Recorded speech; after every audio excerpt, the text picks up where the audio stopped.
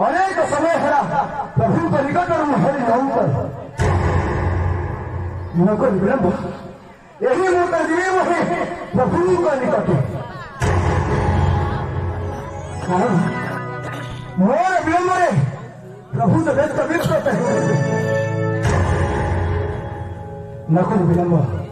जीव है प्रभु रामचंद्र को निकट किसी चाप पर जाऊँगी गलत मध्य किसी मुंडे फेरीजी प्रभु को जय श्री राम राम जय श्री राम राम जय श्री राम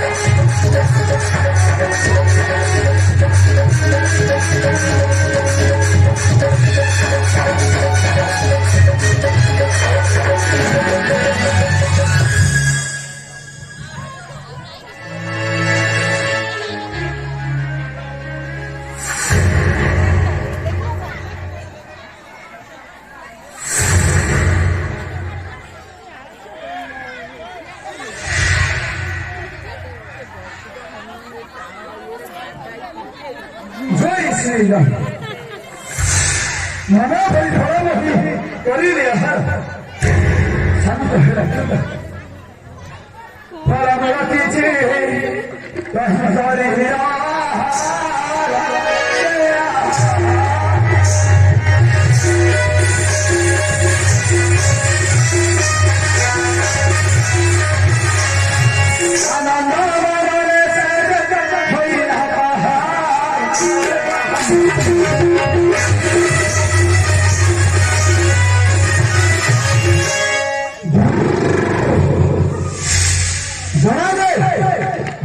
हमारी दुष्ट राक्षस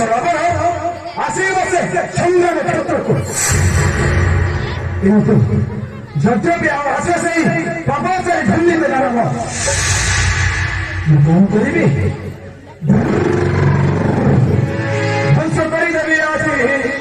स्वर्णलंका पूरा ध्वंस करी देवी कितरी भगोरा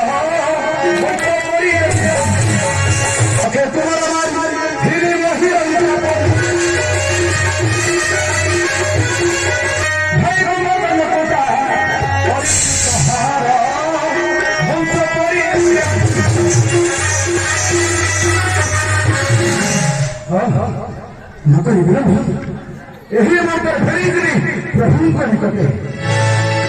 कारण प्रभु जी मोर अनुपस्थित व्यस्त विव्रत होते जाए जाए प्रभु को निकटे जय श्री राम जय श्री राम जय